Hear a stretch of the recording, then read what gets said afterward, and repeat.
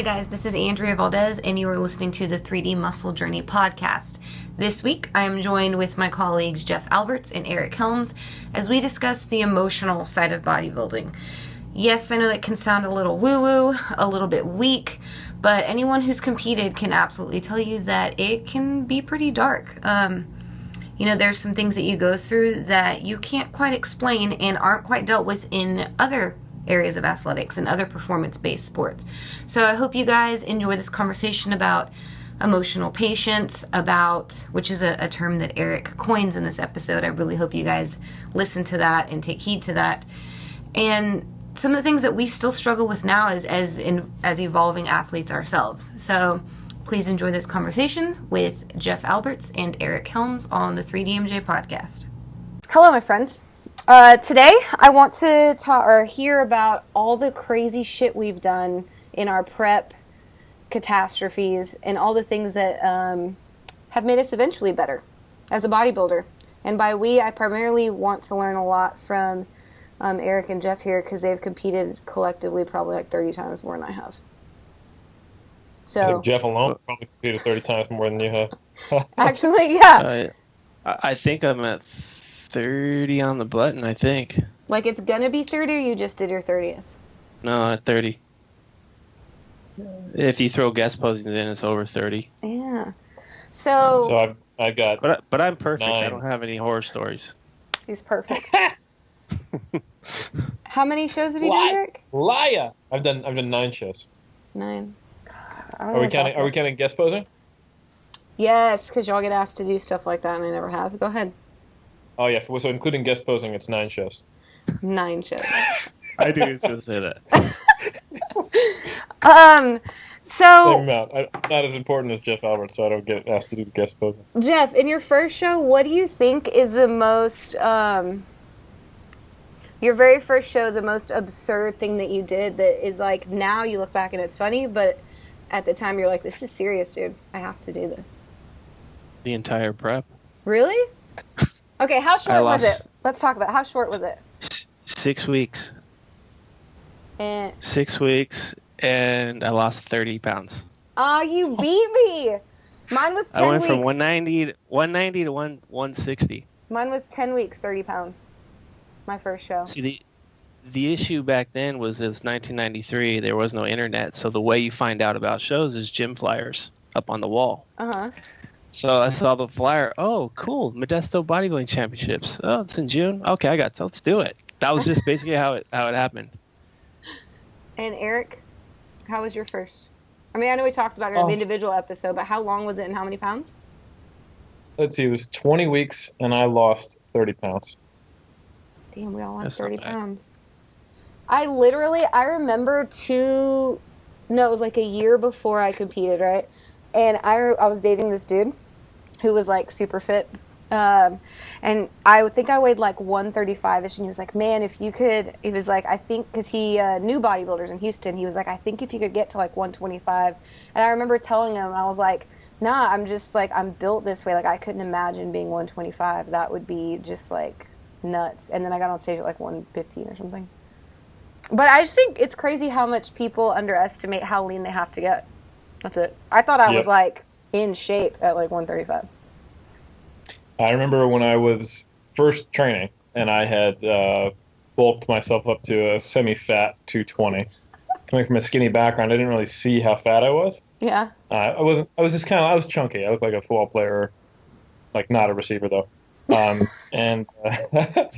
I was 220. I'd only been training for about a year or two, so I probably like 10 pounds less muscle now than I am now. And I thought, you know what? If I can cut down 20 pounds, drop a quick 20, get to 200, I'll be in stage shape. And I took pictures at the time, and I thought, I'm probably 12% body fat, so I drastically underestimated. But I looked back at those pictures recently, and I think I was more like 15% body fat. So I lost 20 pounds to get to a point where I needed to lose like 25, 30 pounds. So, right. How much has your stage weight changed over the years? Both of y'all. See, my first show, I was 178, and I was not shredded, but I wasn't like out of shape. And in 2000, and then the heaviest I've competed 2009, I was 183 and I was a lot leaner.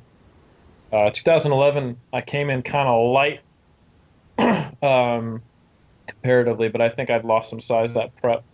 So I think I've probably gained a legitimate almost 10 pounds of lean body mass since my first show in 2007. Yeah, well, it's hard to say my first show because I lost 30 pounds in 6 weeks. Probably half of that was probably muscle. Yeah. Who knows? But I don't know. I was 160, definitely not lean enough, and lost a ton of muscle. And then, so nowadays, I compete at 170, pretty lean. So I would just estimate maybe 15, 20 pounds of lean mass over the 30 years I've trained, probably. And then, that's my estimation. That's crazy. Well, the 30 years you trained after your first show, so you already had some gains in there. Yeah, some training time in there. Yeah, I actually looked really like I weighed 190, but I was solid. I had a good amount of muscle. Looking back at the pictures now, I just didn't know how to diet. I didn't know anything about prep. So man, what I did early in my career was basically every time I prepped, it was just eat muscle away. Yeah. Because it was just always too aggressive. That's basically in a nutshell what happened. What else? Like if you look at your first 5 or 6 years of being a competitor versus now, Jeff, like, do you feel like you lost grasp of reality, like socially, emotionally, all that stuff? I know like we've all come as far, like further as an athlete in our methods and our training and our nutrition and all that, but internally, like, how different of a person do you feel like those first, like, 4 or 5 shows versus these last? The maturity level now is like, I matured as a person, so just that alone. But early on, before I even started competing, I was pretty successful with weight training, and I developed quite a bit of muscle as a teenager. So that just swelled my head up. So I was kind of that guy that people looked up to and went for as a resource, which I had no business being a resource because I didn't have any experience or, knowledge. Yeah. So it just inflated my ego. So it put me, I think, looking back in hindsight, it put me in a position of, here I am, this resource, no business being a resource. And then because I had this swelled up head, I wasn't really able to learn because my mind was closed. I knew it all, basically. Yeah. So just like being that resource, it just reinforced that ego. So it just, once I started competing, I just got really bad. I was already obsessed with weight training, but then it really just amplified when I started prepping because I just got so ingrained with prep that became life. Everything else, my ex-wife, family, everything was like, even work on the back burner. So it was quite ugly, actually, compared to now, where obviously it's reversed, where I put family ahead of the sport. Do you think it's? But go ahead. No, go ahead. I was going to say, do you think that it's reversed because prep is so much easier now, or because somewhere along the line you mentally were like, all my relationships are fucked and I'm a jerk? You just go through the years and the experiences. You start to see more clearly. The first few years competing, it's kind of sad. My ex-wife totally was the one who got me into competing. She's like, "Oh, you can do that." And I'm like, "There's no way I'm getting up there in my Speedos. Hell no." And she's like, "No, you can do it. You can do it." So, I decided to do it. And then once I did, I was hooked. I loved it. Even though I didn't do it right, I still loved the whole environment of getting up on stage, competing, and displaying your hard work.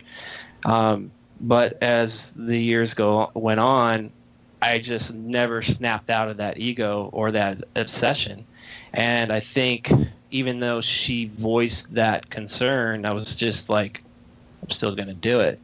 And I think, probably getting a little deep here, but just, okay. I think I knew a long time ago that we weren't right for each other as a couple. So I wasn't really honest with myself with that. And so instead of facing that reality of like we needed to go our own way, I basically just said, you know what, I'm just going to ignore it. And then bodybuilding became like that outlet, that escape from reality.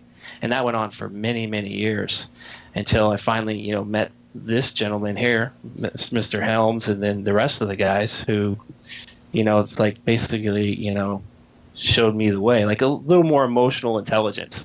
Yeah. Until I finally faced up that, yeah, okay, this is not healthy, So that's when I kind of like made the final decision that we need to kind of go our own ways. So bodybuilding, in a sense, was kind of an escape from reality for many, many years. Mm-hmm.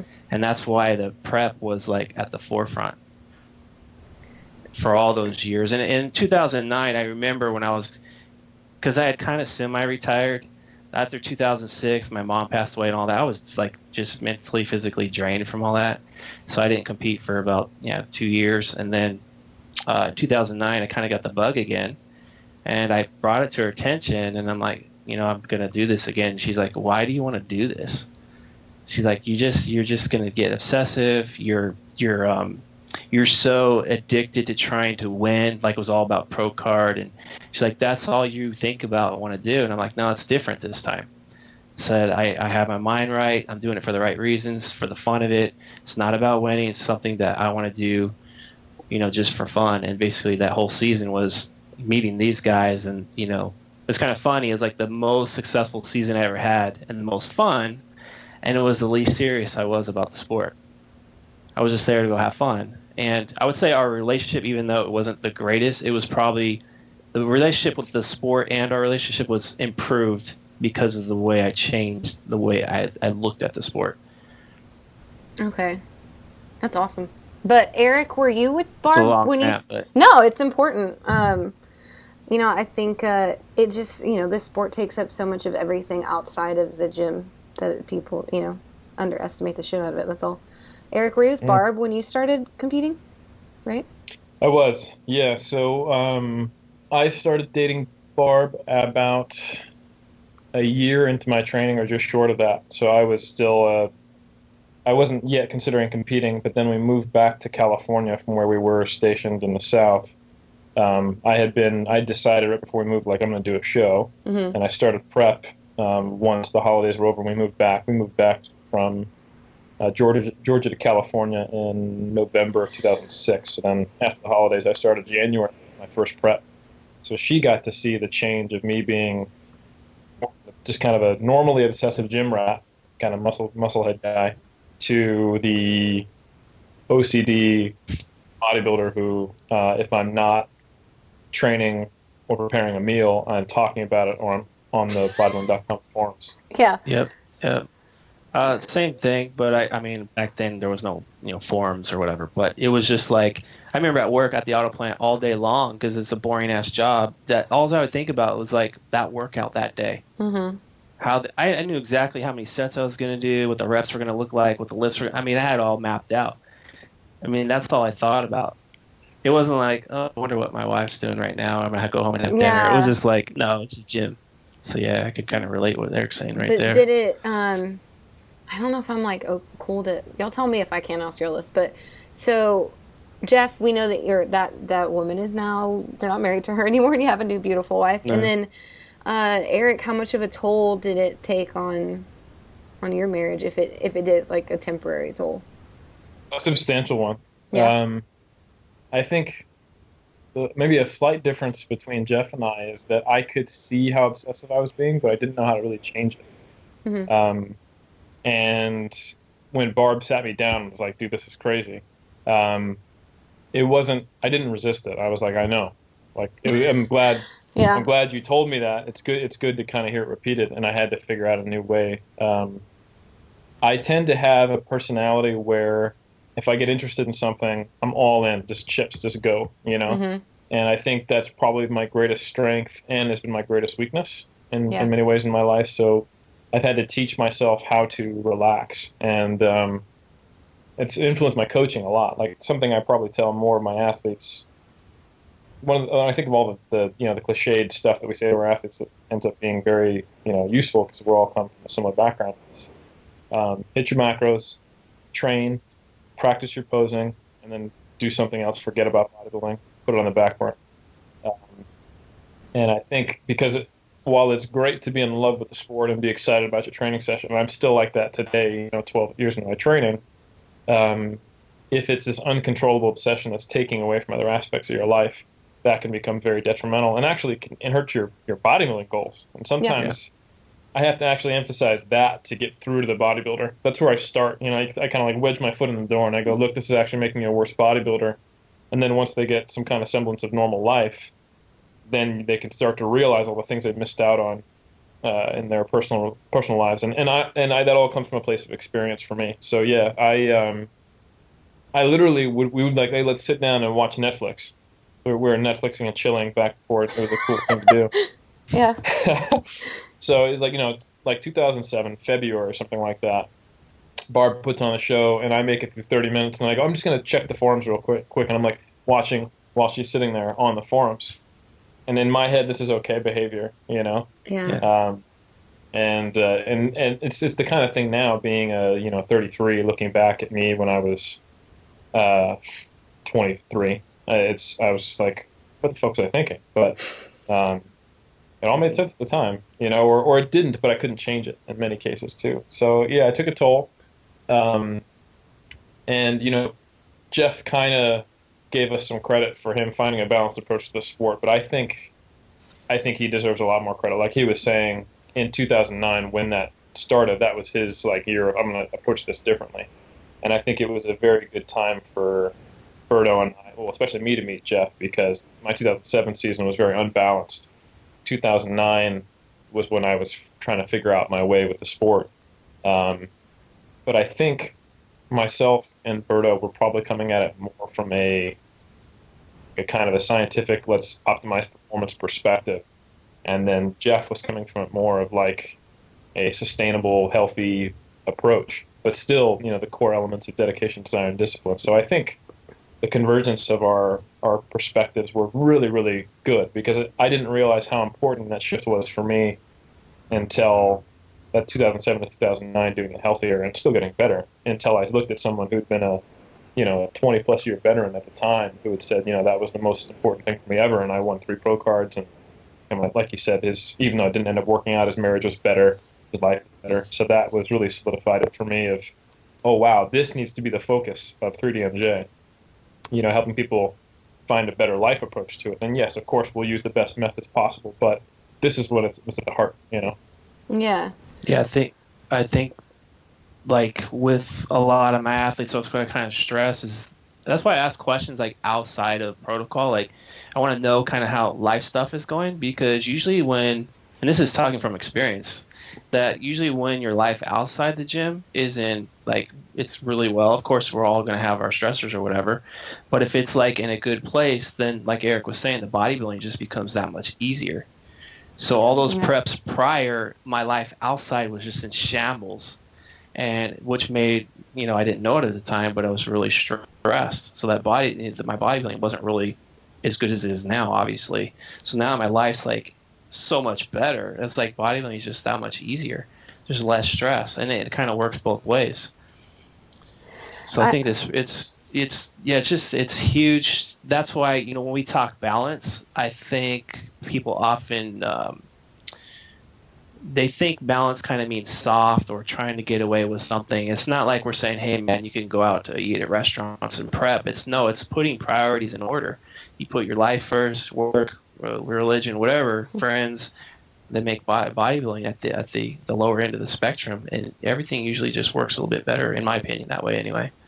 And I think that's one of the things that we actually didn't talk about in the last group podcast or whatever, was that being another benefit of being coached is if it wasn't for being coached in 2013, when I look at the 2 big times I prepped in 2011 by myself and 2013 with Berto, is because I dive in and because I want to know that I'm doing the right shit, having someone to just be like, these are your macros, go away, that's it. The brain space that gave me, compared to me being okay, this is what I think I should eat, and okay, a week later I'm checking in on my own macros and my own weigh-ins, and okay, but there's 5 different strategies I could go with. So and it was just I don't know if I would have been as crazy if I didn't have to make the decisions. You know what I mean? And all, because we all started that same way by ourselves, doing dumb shit, guesstimating, and then teaching ourselves via magazines or forums or online or whatever. And it's like, if I could have had a coach the first time, like I'll never do it again without, which is so interesting too, because that was the biggest, there's a lot of great values, but that's one of the big ones for me, is that I overanalyze like crazy, and I know that it'll suck up my life if I have to make those decisions, educated or not. And it's still, I admire you guys for being able to coach yourselves. I know you've been doing a lot longer than me, but still. I was going to say, I mean, you had, let's say, one season where you coach, I had like all the way up to till I met these guys. So, and of course I improved over the years, but it's like I probably wasted a lot of time spinning my wheels. So like if I could go back in time and from the first time I prepped, I would have been like, I'll hire a coach. Yeah. Knowing what I know now. But back then, coaches weren't heard of. In 1993, there's no prep coaches. You just find the guy at the local gym who's the biggest, and you ask him a bunch of questions, and you read Flex magazine. So I would definitely like if there's anybody who's never competed before, I would say get a coach. But I can't imagine ever doing it. Like even if I have 10 seasons, I think it's just my personality though. I think, some people's personalities lend themselves towards, they would probably do better with an objective third-party person just kind of taking up that brain space, like you said, for them. But it's also, like, I'll tell you what, in my experience, me being 23, looking up and going, what am I going to be like when I'm 33? I could not have predicted. I didn't have the ability to see where I would have been. Yeah. Or I would already have been there, right? Yeah. And then, compare that to Jeff. It's an extra 10 years on top of that, so it's even more. So I just think people underestimate because they can't possibly conceive how much things change with experience. Like I actually can't conceive of how much Jeff has been through and learned, because it's literally 3 times the number of shows I've done. Yeah. But I can say that I like to have a coach. When I'm at the point now, and it's taken me 12 years to where I can do my own programming in the off season for powerlifting, without being dumb. And I've been successfully doing that for almost a year now, which is my longest streak without breaking myself. So, but when it comes time for me to diet, I will probably bring in the guys at least for the last 12 weeks or something like that. Yeah. Or at any point when I start to lose my shit. Or if I feel like it's just too stressful, But, I would say Jeff is probably the most self-coached out of all of us. He also, A, has the most experience, and B, it's not like he doesn't get our input at some point and help us get some unbiased feedback, which I think is a big part of what being a coach is. It just helps it helps to have someone who's not in your head give you their outlook. How was, after your first show, Jeff, let me rephrase that. What's the longest you've ever gone without competing? How many years? The longest I've ever gone. Stretches, let's see, probably 2 to 3. Let's see, 93, 94, I competed 3 years in a row, the first 3 seasons. I was dumb. But anyways, 6, 2 years, like 2-year stretches. I think, that's probably the 3-year stretches, I think is the most though. And since you did those 3 seasons in a row, do you feel like you ever, recovered? It's not physiologically. I'm talking, I just, see, that was where obsession came in. Yeah. And that people, a lot of people that follow me now, they think, okay, I'm the older conservative guy. I'm always preaching, be safe, blah, blah, blah. But back then I was a freaking beast. Those 3 years, I was obsessed about winning. Even though it was a local, it was like the local Mr. Fremont show. That was like my Mr. Olympia. I wanted to win that show. I was obsessed on winning, and I was so competitive that even if I felt like shit, it didn't matter. My drive, my determination killed any type of negative feelings I had. Because you don't know you feel like shit. I never know I feel like shit till I've had 6 months of eating, and then I'm like, oh, that was bad, I had lost 30 pounds for the first show. The second show after that was 2 months later. I put some weight back on, I looked much better, much healthier. Then I did a third show, like maybe a month later. And then back then it was like, okay, bulk up. So it's just start eating. Like now there's a recovery diet. There was no thought process. Just start eating. Just you got to bulk up to get bigger. So just started eating again, gained about 20, 30 pounds again. 6 months later, start dieting again. So I did that repetitively 3 years in a row. And I got better each year. What's the thing? I think I just got a little bit better at dieting because it wasn't crash dieting, as much crash dieting. But after that third year, I would say I was burned out. Yeah, I needed a break. Because I remember at the time, my ex-wife wanted to go on vacations and stuff, and we never did anything like that. Obviously, I was too obsessed. And I finally was like, okay, I'm done. So we ended up taking vacations. And so it was like 2 years where I was away from it. And I actually I was kind of smart enough then to get into other things besides bodybuilding. Like I really got heavy into basketball and tennis. And that became a pretty good outlet, a nice break. Like I was playing basketball and tennis like 3-4 times a week. And I actually got really good at tennis. I was like loving it. I almost thought about going competitive, like those little small tournaments they do, but I never did. I had no idea. So it was a 2-year break, but then I got back into it, got re-obsessed, and it was unhealthy again, 98, 99, 2000. And it was like that all the way till 2009. But do y'all really think when you're in it, other than your relationships, do you think internally as a human it's unhealthy to be that obsessed with something? Yes. I think I mean, from my experience, I was so obsessed that not just my relationship, but even my relationship with my family was affected. Friends, work, even work. I was just it wasn't healthy. Where do you think that line is, Eric? I think it depends. The line is individual every time. It's going to be a different line for every person. Because a lot of the times people will, like here's one that I've heard a lot of times, like, oh, that person has an eating disorder, they shouldn't be competing. They're like, people think that they have a problem and then they're trying to fix it with bodybuilding. And in reality, what's often happening is that they are trying to find a healthier version of the issue they already have. So the real question is, okay, that person with an eating disorder, if they weren't doing bodybuilding, what would they be doing? Would it be actually better? Would it be worse? So I think, like, I'm giving an extreme example to kind of show how those individual lines in the sand are different for everybody. Yeah. Like the person who used to be heavily anorexic and actually in the hospital, who has now become a figure competitor who has maybe not the healthiest relationship with her body and her food, but now has put on 30 pounds of body mass and actually does sometimes allow her body weight to get up, and at least it's for the purpose of getting on stage.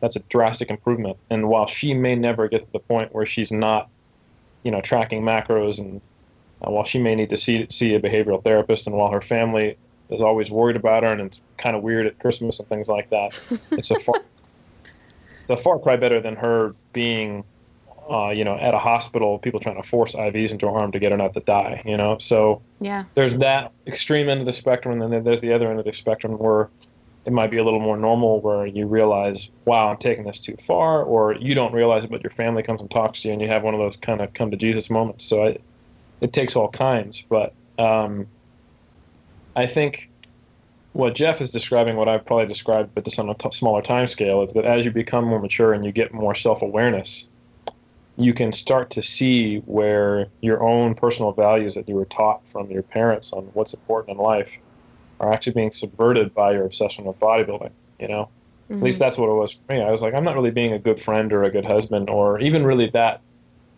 loving to myself. Like yes, I love bodybuilding. It's something I enjoy, but am I actually happy? And if the only time I'm happy is when I have to think about bodybuilding, or I'm in the gym, or if I'm doing this stuff, but it's painful to do, and I'm getting burned out by the thing I'm happy, that's supposed to be making me happy, that's eventually that kind of separation becomes obvious. Yeah. That's what I relate to more. It's like when I look back, it's like I missed out on so much other stuff in life because it was just all bodybuilding. Yeah. Like I didn't go on vacations. I didn't go out to dinner. I didn't do any of these things. I missed out on so much because it was just like, oh, I got to train.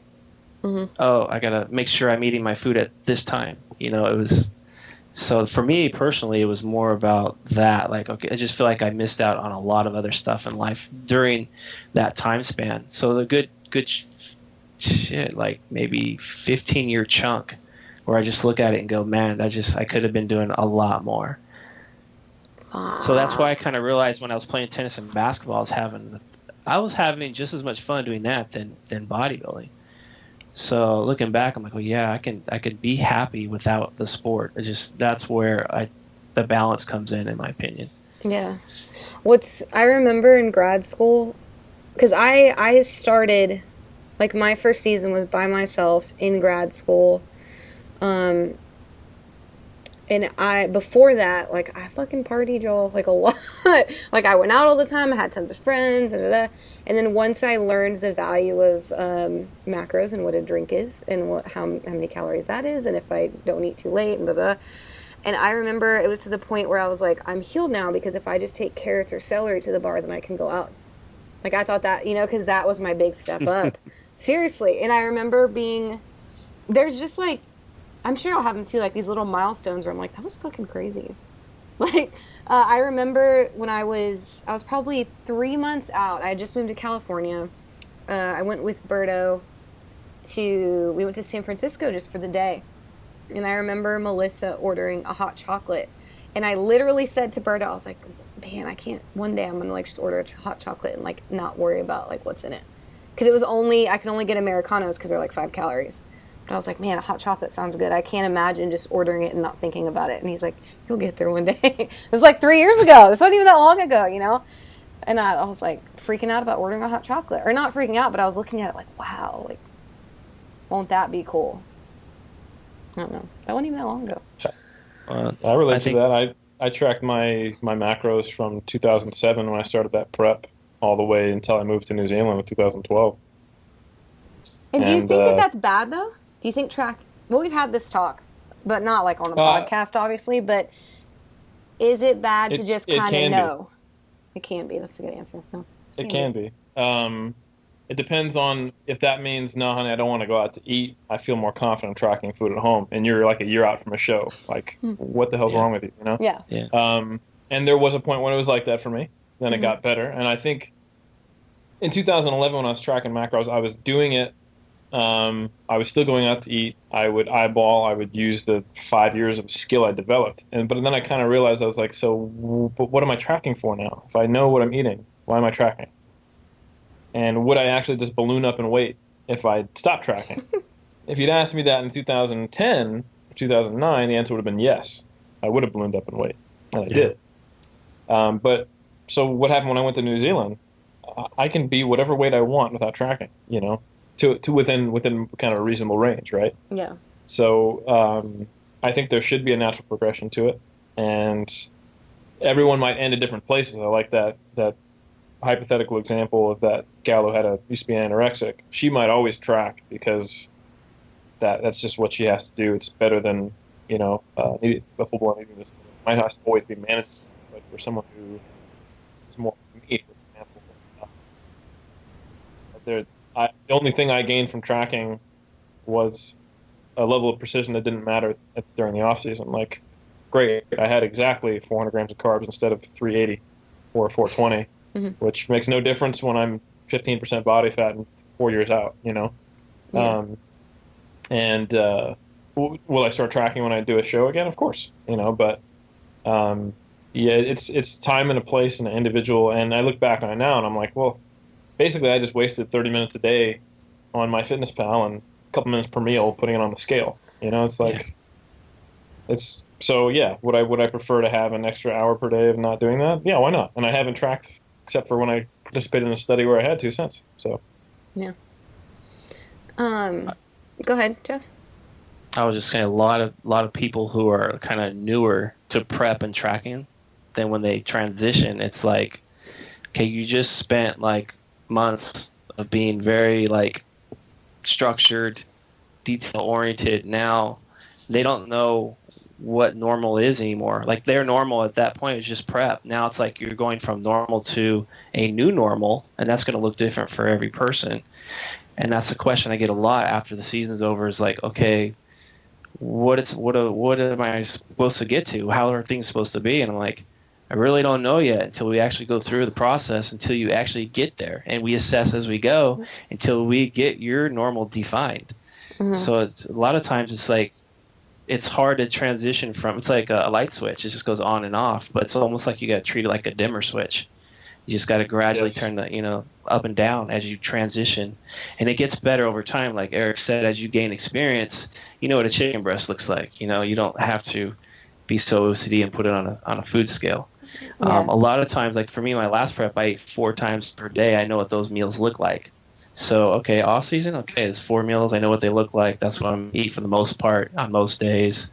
And just sprinkle in going out to eat here and there and adjust, if I have to lower calories down, whatever, swipe a credit card, pay it off the next day, whatever. But again, it's that experience level. The more preps you go through, then that transition gets easier. And I'm still not perfect with it. It's still even 30 shows deep, I'm still having a hard time with that transition period. How long does it usually take you? Me? Mm-hmm. Like after season, how long do you feel like your dimmer switch is like all the way over one way? This last season, probably the best I've ever transitioned.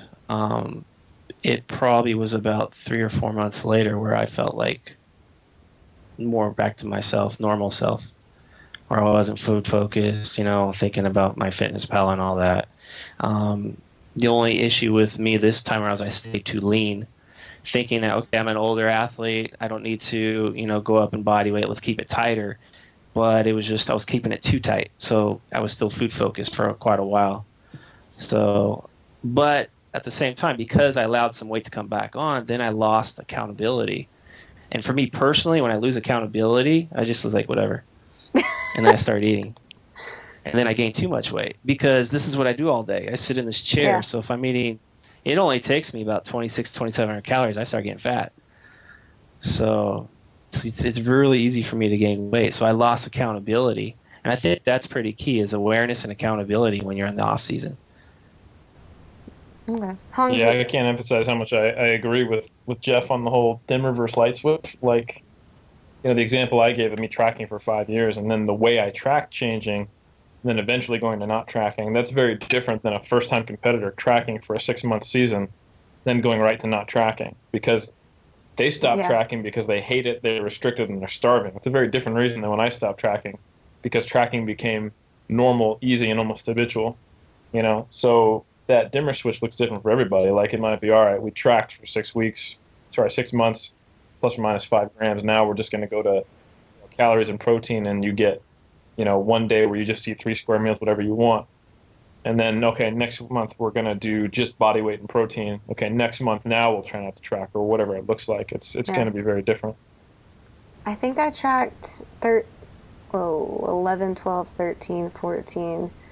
I think like 4 or 5 years too. Like once I started, I didn't, and I still like to. It's life events that have taught me I don't have to. Like if I'm at home and it's just like copy and paste the meal to the next day, change a couple things. It's like 15 minutes a day, no big deal. But I think the big thing was in the end of 2014, going into 2015, I thought I was going to compete. That's when there's that video of me like crying on my channel about how I was like that. I like had an epiphany after 3 years that I had been so selfish, and it wasn't even. It was like whenever I first went through the same things as you guys, like my friends I wasn't really paying attention to. It was all internet and bodybuilding and learning and writing about it and learning and writing about it and watching y'all's videos for hours and hours a day. And then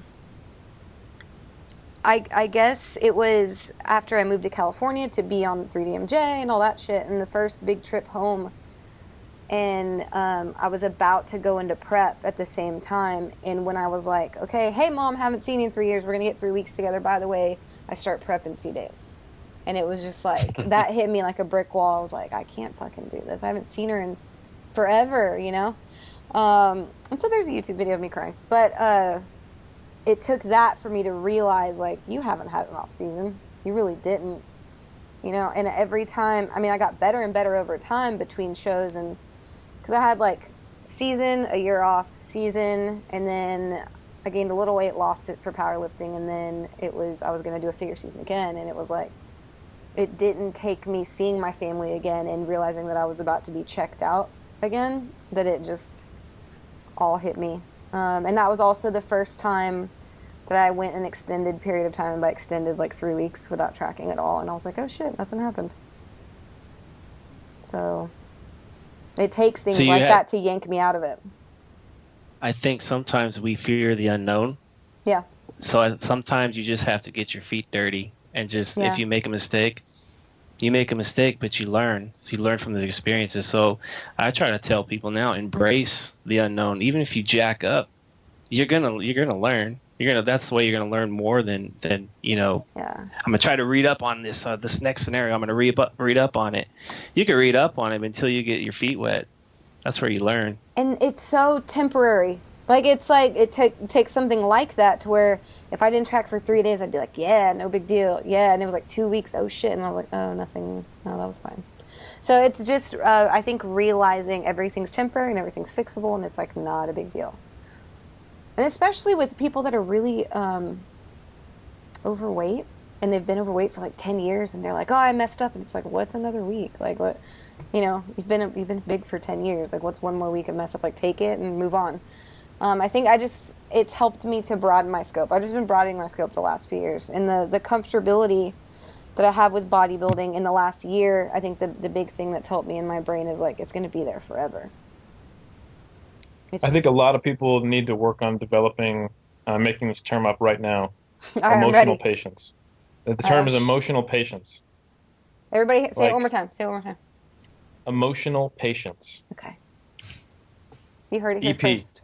You heard it here first. EP. Trademark, copyright.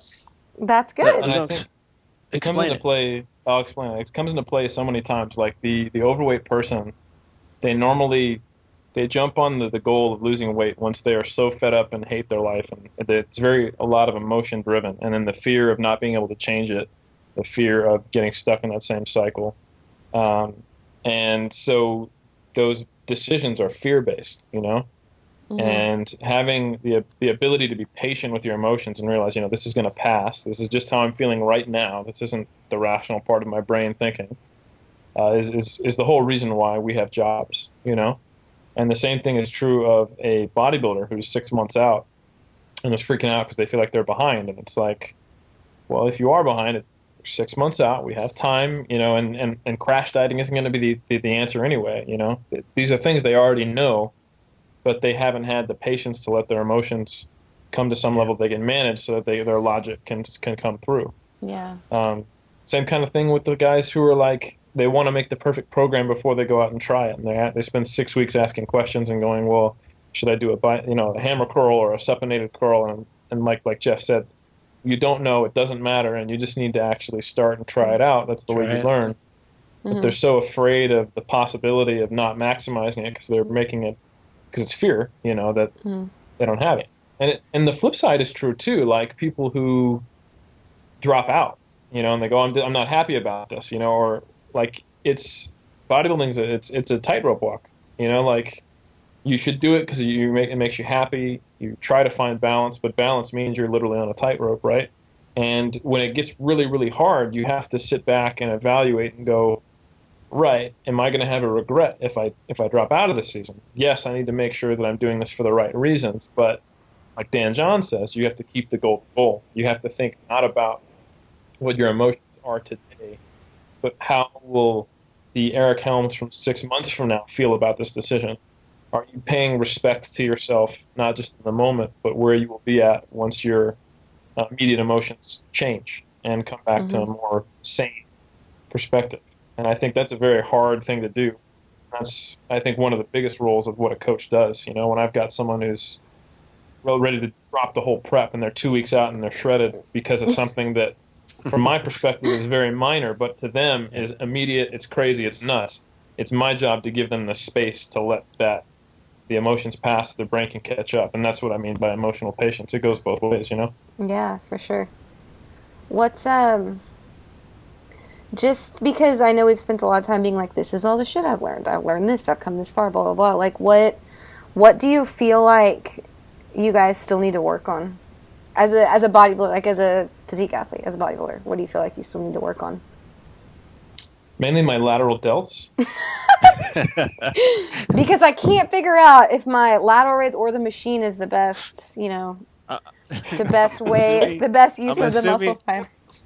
I'm assuming you mean emotionally. I'm assuming. Yeah, as far as how it fits into your life.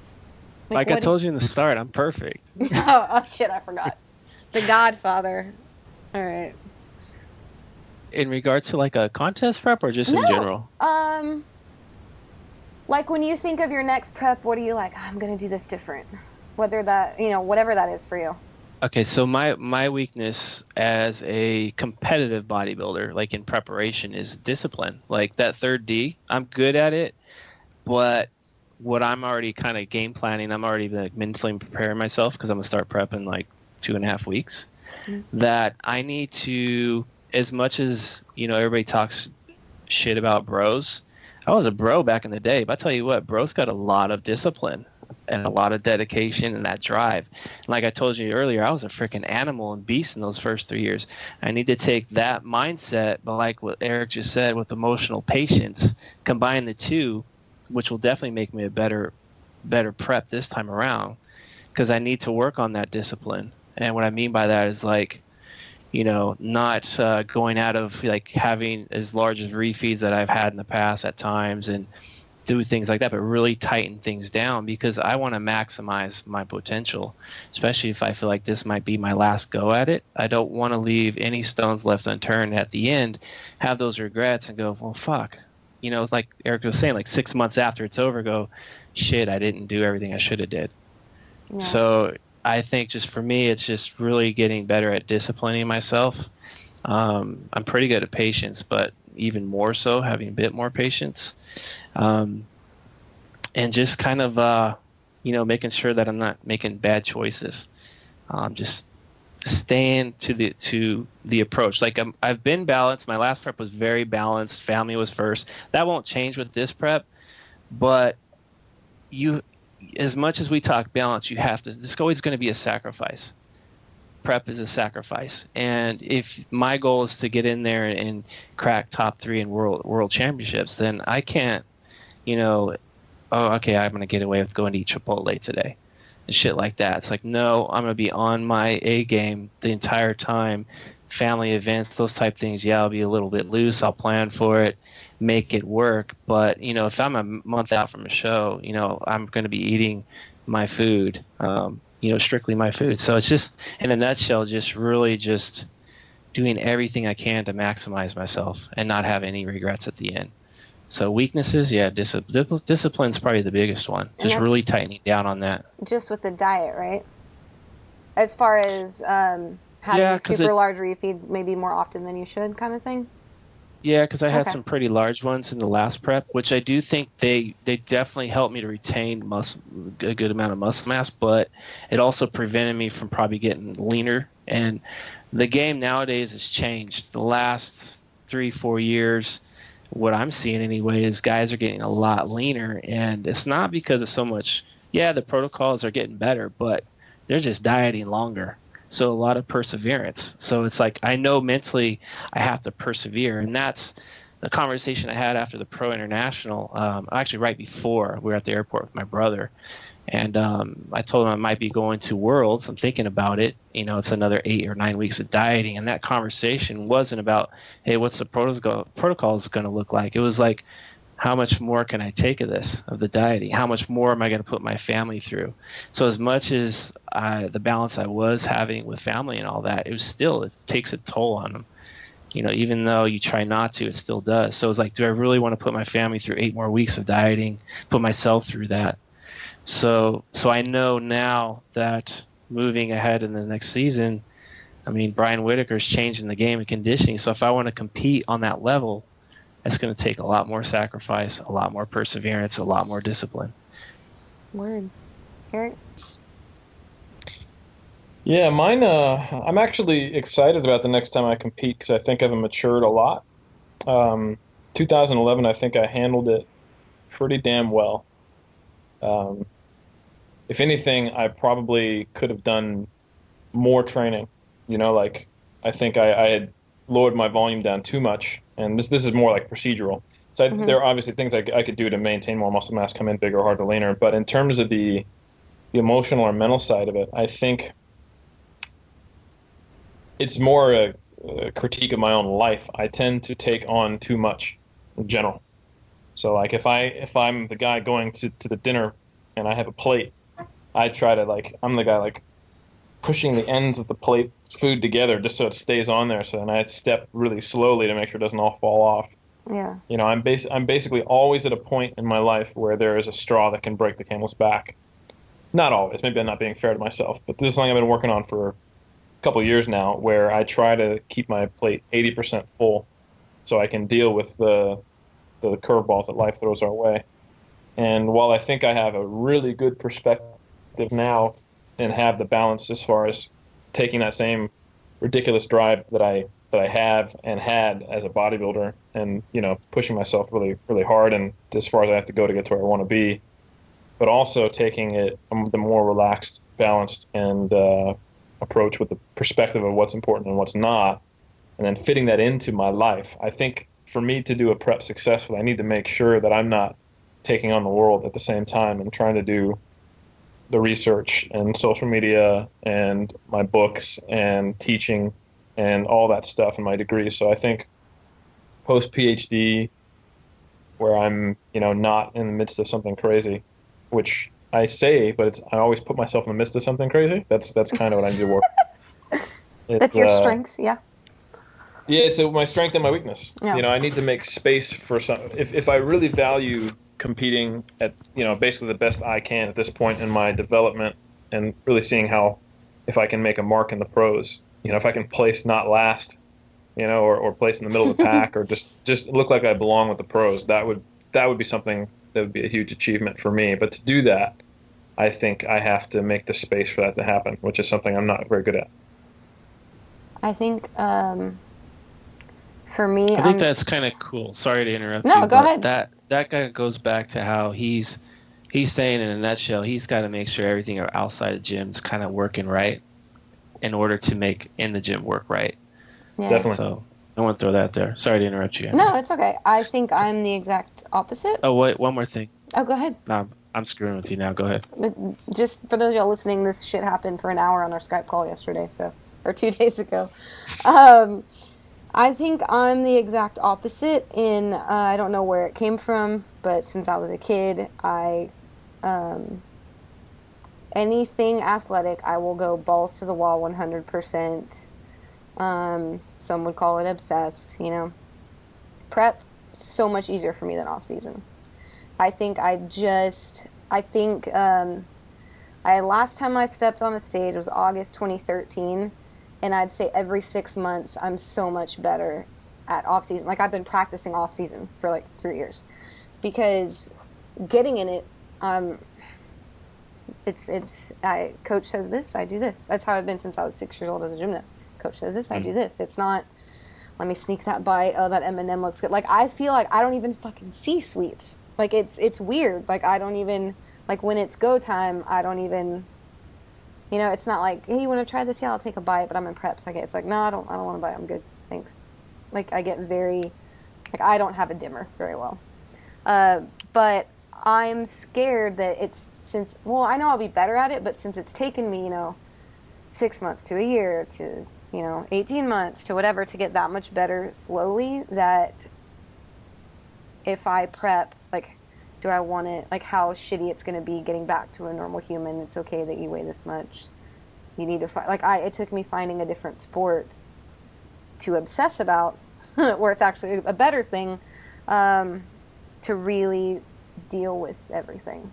So that's my fear, I guess, is wasting another 3 years to get back to normal next time I do it. Not a fear, just something that I think will be a big struggle for me. Well, I know that for me, 2007, it took me, I don't know if I ever really did get back to normal. And Right? then, so Like I put on nearly 50 pounds in 2 months and then spent. What was that? That's the boat. Sorry. The boats. I've been muting my mic when I'm not talking, so the boats wouldn't do that, and that one just decided we can edit this out. No, I like it. So Let's I'll keep say it it. again. You Okay, like that? say it Just keep again. in? Yeah. All right. So in 2007, I put on 50 pounds in 2 months, and I spent Phew. the better part of a year dieting that off and trying to get not just. I mean, you don't do that just out of I'm going to bulk up. Like that was an unhealthy mental place to be in. So I was Yeah. not only dealing with the weight gain, but dealing with the emotional place I was in. 2009, the rebound was still there, but much better. I never really got totally fat. I think it wasn't until I did a powerlifting meet mid 2010 I looked up and I was like, I'm kind of too big. It wasn't like a month later. Yeah. And my mentality, mirrored that. And then 2011, it was kind of like Jeff's last season. Like I'm too lean. It's been months and I'm still lean, and I'm just too obsessed about food. I need to actually intentionally gain weight, and the transition was 10 times better each time, like from 2007 to 2009 to 2011. And I understand where your fear is coming from, but I think it'll be better. That's almost Yeah, like undoubtable. yeah, like I think not only just being close to you guys, but working with athletes. I mean, it's um fuck, coaching is such a learning experience. Like it makes me learn more about me when I have to talk to people about their stuff. Like it's, you know what I mean? Like you get to practice 20 different mindsets a week of like, where are they feeling right now? Just hearing all the perspectives and, yeah, I'm just thankful for coaching because I think it's going to make me that much better of a competitor. But what's the like when you say you're in a dark place, Eric? What do you constituted like a dark place for an athlete, either for you guys or your athletes? Like what's some things that, without name dropping, that you're like, wow, that is definitely not normal behavior? Well, when they're unhappy, I mean that becomes pretty clear at a certain point. They when they feel stuck between a rock and a hard place, like I want to keep dieting to get on stage, but I hate dieting kind of thing. And that can happen, in the middle of prep, and you just kind of have to suck it up. But when that's the way they are in life and with bodybuilding in general, that's really the kind of the trigger point for me, where they're in a constant state of life and their chosen hobby or sport, depending on how they look at it, are in contrast to each other. I think that's very clear if you have athlete reporting right, and that's typically where the conversation gets generated. They have an unrealistic expectation of what they should look like, and their self-worth is too invested in their body. That could be in the pursuit of a certain body that they need to have. They're doing unsustainable things with their nutrition, their diet, and they're developing both. Yeah. Those are probably the most ways it manifests, at least in our sport. Yeah, and I think very specifically, I think things that we've had to discuss about clients would be like the consumption of like 2 liters of Coke a day, drinking Walden Farms products, Helms. What else have I done? Good, I'm gonna. You guys have seen me cry and get upset, but the first time I cried in front of Brandon, it was because I had 10 grams of G2, 10 grams of carb in my workout drink, and it spilt on the floor at CalFit, and I was like, that's it. My day is fucking ruined. Like, I was like, my macros. I was like sprawled on the floor, and I was just like, this is it. That's over the top, right? When you think about it, it's like, you're like, really? That's just, it's bodybuilding. So that's the thing, is like, when it all boils down to it, it's just bodybuilding. It's not life or death. So I know. It's But I think a big thing, like when when athletes start giving you clues that things like relationships are suffering, schooling's suffering, or it's getting overwhelming. I mean, if you're having someone who's having relationship issues, school issues, and they're prepping, they're deep into prep, and you're like, okay, I need to get this guy leaner. It might not be a good idea right now to drop his carbs by 50, or throw a bunch of cardio at him, because it's going to intensify the stress level. It's going to make things worse. It's going to compile. So I've had on few occasions where I've had to not tell an athlete, hey, you need to stop prepping, but have that just really deep conversation about everything as a whole, prep, life. Yeah. And I've talked a few athletes out of just stopping a prep. And to me, that's more inspirational, that this person would have the courage to stop their dream, their goal, to take care of what's really more important. So that's what I kind of convey is like, what you're doing is more inspirational than actually going through with it. You get a little first place award at the end, but you have no one to go home to because there's no one there to show that award, because your relationships are jacked up and your schooling's jacked up, et cetera, et cetera. Yeah. So that's happened on occasions. I've even stopped my prep too at one point. I think it was in 2000, just because I was overwhelmed. It's like my uncle had passed away early in the year. I was taking care of my aunt, and I was working swing shift. My ex-wife was working days, so we were taking care of my aunt and uncle. It was just like overwhelming, and I didn't want to quit, but my body was just like done. Like I was not responding whatsoever, so I just quit. And that ate at me because I felt like I quit. Like I quit. Like I felt bad, but in hindsight, I'm like, that was actually the smartest move I did that year. Yeah. I think too, when I was at my craziest and didn't know it, the thing is that no one could tell me any differently.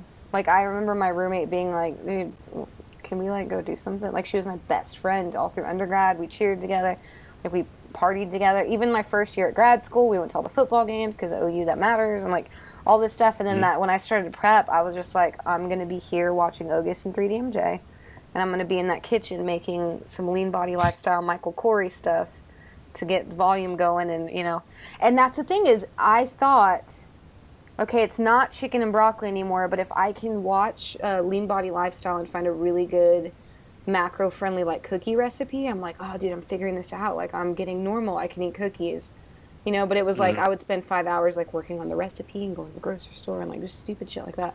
But I remember her telling me, she's like, you're getting crazy. And I'm like, what's wrong with you? Like, what do you mean? Like I was upset with her, I'm like, this matters. Like, you don't understand. Like, they didn't understand.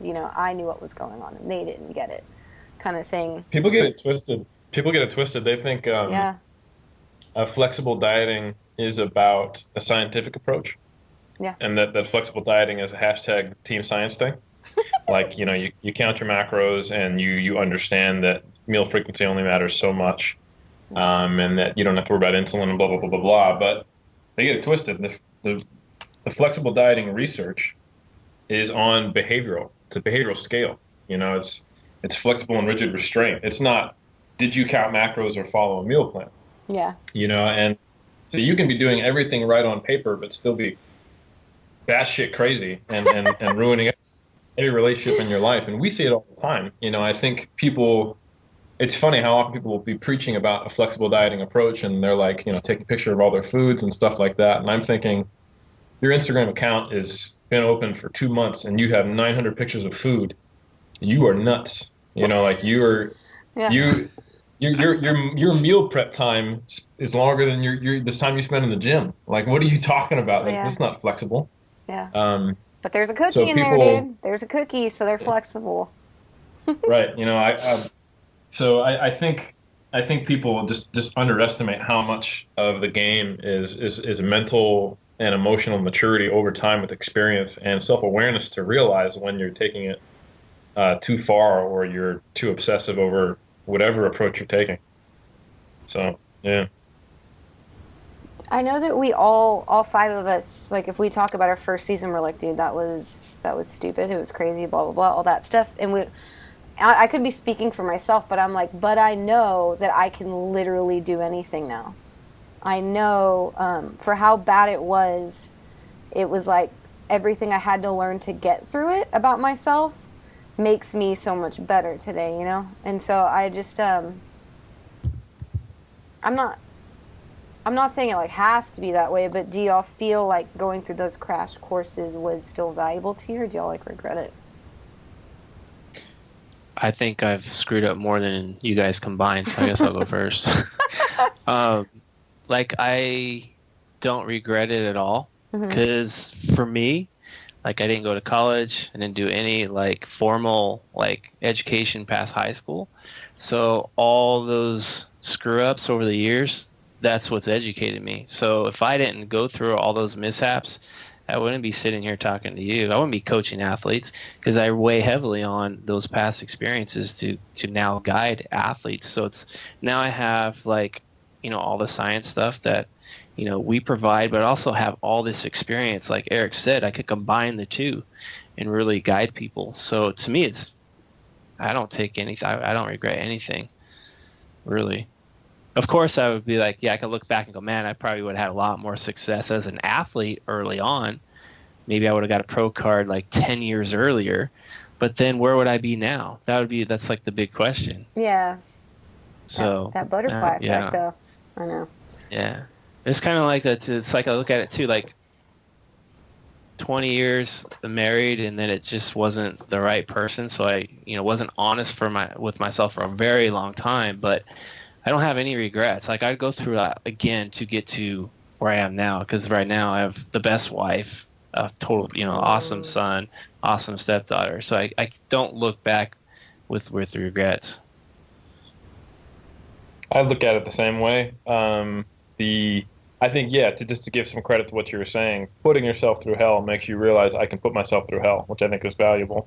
Mm-hmm. But what I don't want people to think is that if they do everything right, have a coach, taking a good evidence-based thing, have someone helping them keep a good mindset and even do their best they can their first time out, maintaining good relationships with their family, that getting shredded for the stage won't be hard, Yeah. Doing everything right is still competitive starvation. I mean, right?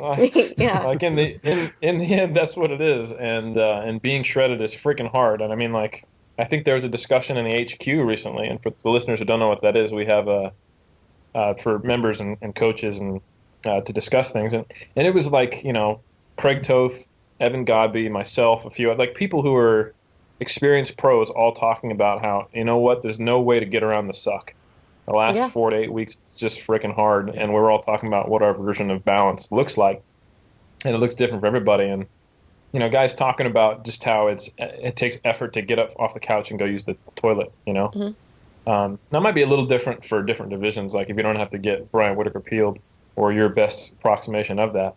But yeah, even doing everything right, maybe you're saving yourself months of suffering early, but you still got to track, you still got to train, you still feel shitty, and in the end, you still have to push yourself to your limit to get on stage at your best. I think the difference is that I didn't get to my best when I pushed myself through hell before. Like I hit my limit at like 8% body fat of willpower depletion, if that's even a thing. Yeah.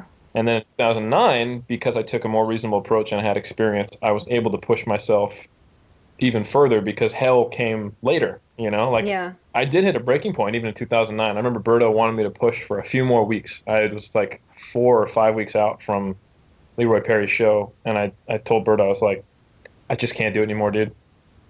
And I was on 25 grams of fat, 60 or 90 grams of carbs, I can't remember. I remember that. And 225 grams of protein and daily cardio. And I was doing refeeds whenever Berto told me to, just to keep me from flattening out. And I did that for like 3 or 4 weeks. And then I think we were 4 or 5 weeks out. And I told Berto, and I felt weak because of it. I told him, I just can't do it anymore. I'm not going to make it. I remember going to your house to do the article on you, and I'm like, this guy's like lifeless. Like right, he's like always joking and shit. Like there was nothing coming out of him. And I remember Barb saying, he's not like this. This is not him. So he literally like he was lifeless. Like so, it's kind of what he's saying. It's like it's the perseverance. Like you got to dealing with hunger is probably the biggest issue, and perhaps it's dealing with the hunger when you get to that extreme levels of leanness, and to think you got to push even further now as a pro natural bodybuilder. It's like, okay, I'm really gearing myself to embrace the suck because it's going to be coming. Yeah. Well, I think it's just a fucking, like, life prep. Like, I can honestly say, like, when people, like, when no offense, like my friends or family or whatever, we try to diet and you're like, oh my God, I'm starving. I'm like, even to this day, I'm like, you guys don't know starving. Like, I remember literally, like, I was on 40 grams of carbs a day and I was like, y'all don't know starving. Like, you know, and it's like this weird, like you said, like the bros on all their discipline. Like, I still hold a weird sense of pride with that though. And I think that could be from my like gymnastics upbringing with the foreign coach and all that stuff but I have a very weird attachment to like the athletic spirit, you know what I mean? And I think that it can almost be detrimental to me at some points. Like I have I like that I can find it sometimes, but I have to learn to let it go sometimes, you know? And I'm such a dude. And like I want to watch Rudy every day, you know? Yeah, no, having the wearing your ability to grind as a badge of honor, I think it's not always a bad thing, but it can be. Like there's nothing like being able to be like, look, dude, I can push myself through anything. That's a very positive thing. But if it prevents you from relating to other people, then it becomes, you know, problematic because like when we're honest with ourselves, I didn't know I could have been grinding that hard until I had to grind that hard. You know, like I had to go through basic training in the Air Force to think that I could do bodybuilding, to think that I could, you know, go through that prep. And like I said, I got to like 8% body fat and was suffering way worse at the 18-week mark than I was at the 35-week mark when I actually was shredded. And I said, you know, uncle to Berto in 2009. And then 2011, I got shredded and it was kind of like, you know, it was hard, but it just didn't compare, you know? And, so that's like anything. It's almost like a big dude in the gym looking down on a small guy in the gym because like anything, it's a skill you developed. And some people are more gifted. I do think there are some people who just have a little bit more inherent ability to grind, but it's definitely a trainable trait like anything else. So I think we shouldn't expect the person who's never been on a bodybuilding stage to have bodybuilding grind skills because they. No, yeah, I know. Yeah, that's not what I'm saying at all. But I know you aren't, but I guess it's just it's more perspective for the listeners who. Yeah. I mean, how often do we see like the post on Facebook or Instagram of some high and mighty athlete who's just like, you just got to push yourself harder. It's all about just working hard. And it's like, I agree, really. but it is, but you have to learn how to work hard before you can work as hard as you're telling people they need to be working hard. You know, like you got to respect when people are at in their journey. Damn, that was good. I forget about that. Respecting where people are. And it's easier for me with other people than it is with myself. Like, I think, Own harshest critic. Yeah. Have you guys ever been depressed from off season? I swear I'm going to be done in like 5 minutes. I just want to know, like, when we say the dark places of prep, I think there's something to be said for the dark places of not prep, which again is the darkest place for me, like the first 6 months after a diet. But I'm a girl, and you guys, it's like, oh, you're getting big and jacked. Me, it's like, oh shit, she's getting fat, you know? No, I think guys have just as much issues with being heavy than the females do. I mean, internally or with society, though? Probably both. I know for me it's more internal than it is external. In the past it was external because I cared about what people thought, how I looked. Now I'm older now, I'm like, I don't care what people think, but I don't like to have a gut, you know, but so that's kind of still, for me, that's kind of the big thing in the off season is like, I don't like the gut, but also know that I don't want to be dieting in the off season either because it's taken away from the big picture. And that's like when I Skype, I would say probably more than half the Skypes that I do with Skype athletes, I'm talking them out of dieting because they're just the insecurity of, you know, how people look on Instagram or Facebook or whatever. They compare themselves to that, and just the insecurity they have of the way they're looking, and it's talking them out of cutting, you know, the temporary gratification of getting leaner for the bigger picture. Like if you're like a lot of them, the goal is to get on a bodybuilding stage, you know, at some point, whether it's a year or 2 years down the road. You don't want to be dieting, you know, the majority of the time. You need to think big picture. So it's really, I think that a lot of people have a hard time with that. That's the only way I can save myself. Yeah, what's acceptable? What's an acceptable look in the off season? That's what a lot of people struggle with, and a lot of time they look externally for answers. They look at, you know, Alberto, or they look at me, or they look at, you know, Matt Ogus or whoever. You know, they're looking at these people that, everybody is their own individual. They all have their own path.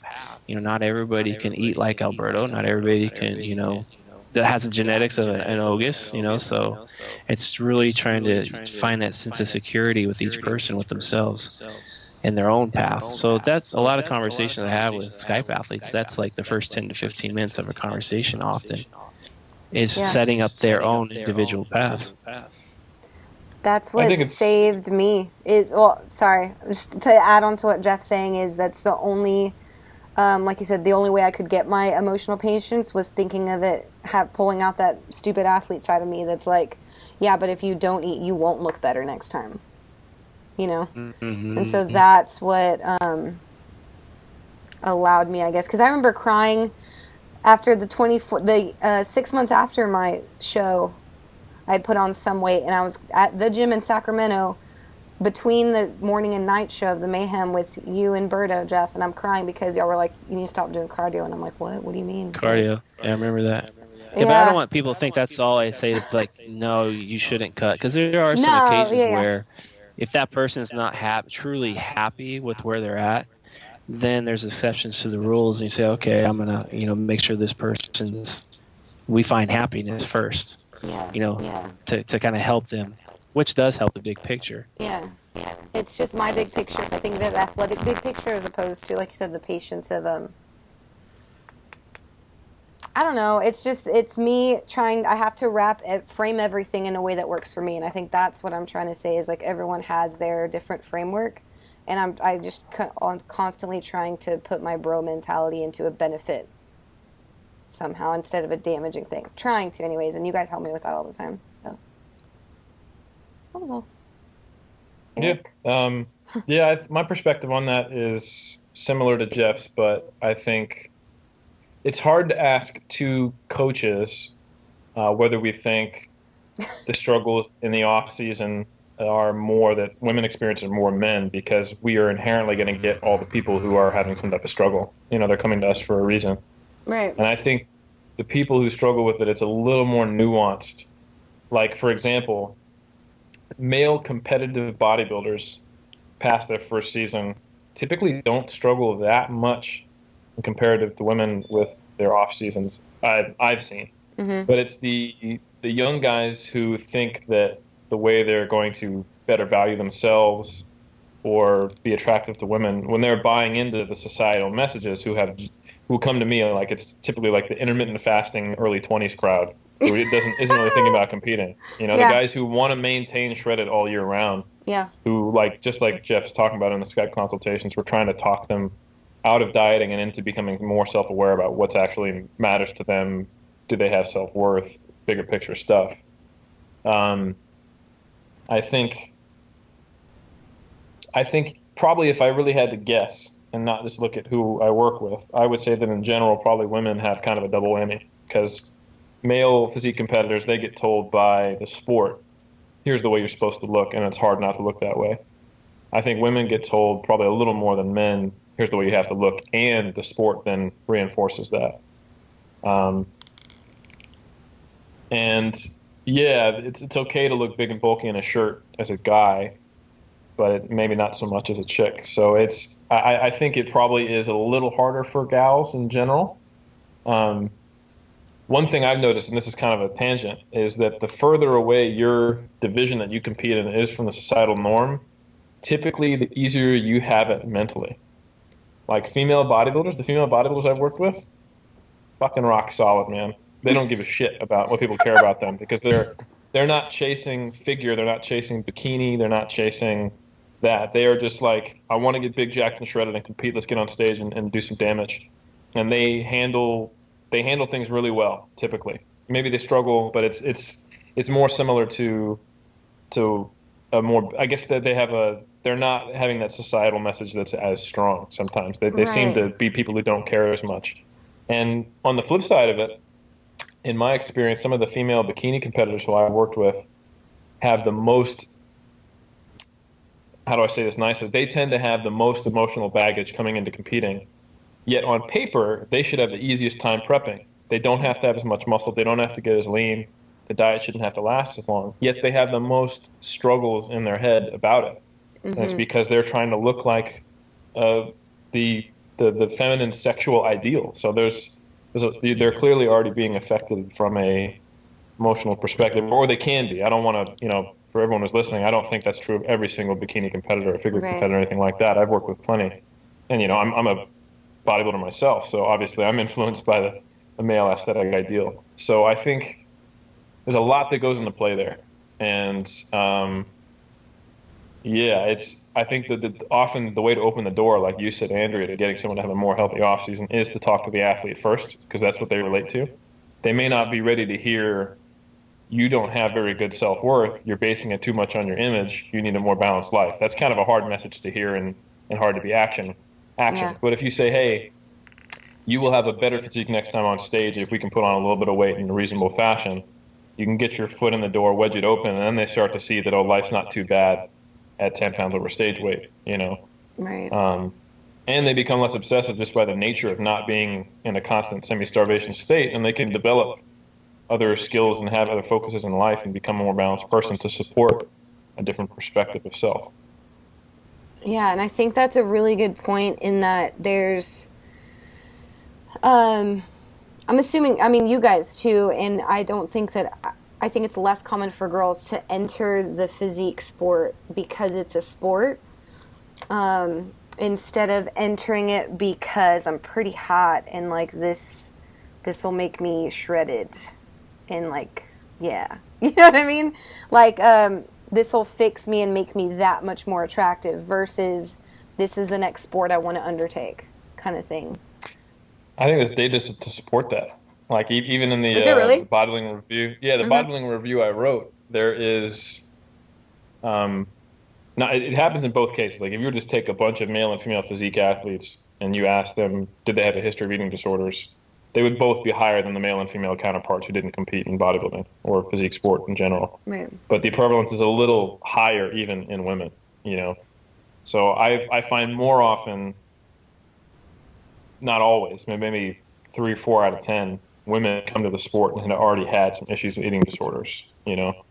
Guys often, they get kind of like, maybe temporary binge eating disorder from the sport. It might be exacerbated if they had a background, or maybe they do have a full-blown background and then it's similar, but a lot of the times the sport causes issues rather than I had issues and now I'm coming to the sport because it's a way to put them in a slightly better, or, at least make a negative a positive, like you were saying about your pro athlete kind of perspective. It's embarrassing, dude. It goes on in my head, but when I say it out loud, it's real embarrassing. And now I'm on a podcast saying it. How many times have y'all, because you've just coached so many more physique athletes than me, is it common to have guys be embarrassed that they're getting too small when they're just getting shredded, but are they like, yes, tiny now? Yeah. Do they have a fear of being small? Not a fear, but they're like, all right, I'm getting shredded. Okay, now I look puny and I don't want to prep anymore because I'm just getting too small. I've lost all my muscle kind of thing. Every time. You feel like that every time? No, I feel like there's a certain point with almost every athlete where they feel like I'm flat, I'm small, I look small in clothes, I can't wait for prep to be over so I can get big. There's the tweener stage. Yeah, the tweener stage. There's a tweener stage because it's like in the off season in a t-shirt you look jacked, but then once you start prepping, you start looking smaller in a t-shirt, so you feel small. But then when you take the t-shirt off, you're not ripped up enough yet, so you don't look that great. So you're just like, shit, I don't look good either way, and it's like it's depressing. Yeah. And yeah, there's one dude, we're not gonna mention names, that quit because they were in that tweener stage. No way. And just like, oh, this shit's not working, that we're not doing things right, and that's the end of it. That happens and a lot. There's a tweener stage. Is that a lot with first timers where they've never seen, like they're like, oh, I'm big and jacked, let's do this prep, I'm gonna look awesome, and you're getting them super shredded, and they're like, no, I lost all my muscle, and you're like, no, you're still losing your fat, dude. Yeah, that's very common. They think they have 30 pounds of fat to lose at most. In reality, they have like 50, 45 pounds of fat, so they think they lost 15 pounds of muscle. They didn't. Yeah. Or they did lose some muscle, but it's a normal amount, and they just don't know you're not going to be as puffy and big as you were, in the off season. You're just going to have to accept it. Yeah, there's gonna be phases of prep where you're gonna be flat too. and that can get people's, they can get insecure because they look flat, don't look as good all the time. But flatness is easily cured. Yeah. I get so flat in my upper body when I diet hard. Like I look drastically smaller one day to the next sometimes at the very end of prep. I don't look like I lift with a shirt on my upper body. That really gets in my head. Really? Yeah. Brandon's is in Yeah, his like- chest. Yeah, like just ask Jeff like how I look different sometimes prejudging the finals in the upper body with enough carbs in me. It looks like night and day. Night day, yeah. Same thing with me. If I diet hard for 6 straight days, I look crappy. You give me a good refeed the next day, I look totally different. It's like just totally. I think I sent them pictures like it was a 2011 prep. I like, check these pictures out, and I think Eric showed Barb and goes, look at Jeff. She's like, oh, is that a comparison from 2009, 2011? He's like, no, this is from yesterday and today. No. Yeah. So yeah, you could just imagine what your mindset's when you're deflated. You're just like, man, I suck. This sucks. Dude, yeah, Shit's it's like not every working day. right. You're like, It's I a weighed in mind fuck. 0.2 pounds heavier. I'm fucking fat. This shit isn't working. And the next day you hit a new low and you're like, all right. You're like, it's like the daily roller coaster. That Emotional I'm happy. patience. Emotional patience. There you go. Can we title this podcast episode that? EP. Emotional EP. patience, the EP. Call it Okay, that. so before we go, if there's someone listening to this that's like either in prep or has been dieting by themselves for 3 years, what are some things that you think they could look out for? I guess, Eric, you've read probably a lot more on this than both Jeff and I have, but I know, Jeff, you have a lot more coaching experience. Like the phases where like we can say we didn't know we were crazy. What are signs that you think that could be happening to someone? And some recommendations on what they could do about that? Do you have any of that? I think checking in with your family and significant others, people you trust, like every couple months, just be like, how have I been the last few months? Because in my brain, this all makes sense that I'm just doing what I need to do as a bodybuilder, but what's the outsider perspective? What does it look like? Okay. You don't necessarily have to hire a coach, but I do think it's very important to have someone you trust. The friend who's not the friend who's like, oh, you're right, you don't need him. You're so much better than him. Like not like your yes man or yes woman, but the friend who will tell you the truth even when you don't really want to hear it, but you need to hear it. Like if you can have that person in your life be a part of your support network during prep, that's, I think, ideal. So you can have some kind of external reality to check against your internal craziness. Word. Damn, that's good. And how, what if they say, yeah, dude, you've been a little bit crazy and you don't know how to, do you know any resources online? Or you say Corey Probst? Some good reading? Yeah. Corey, yeah, big shout out to KP. Corey Probst is she was the first person I really heard talk about this way back in the day at a seminar I went to in 2008 with Dr. Joe. She's always been talking about kind of the mental perspective as a physique competitor, and her stuff's gold. So definitely check her out. Word. We'll do that. Jeff, anything in closing? I just think if you keep it simple and you realize that you only need to think about your food when you're eating it, you only need to worry about your train when you're training, and you only need to worry about your cardio when you're cardio. The other 22 to 23 hours a day, you don't have to focus on bodybuilding because it ain't going to change if you analyze it. Yeah. If you're putting the work in, the progress follows. And there's no sense in stressing over the other 22 hours. Word. On that note, peace out, you guys, and we'll see y'all next week. Thanks, Andrea. Uh-huh.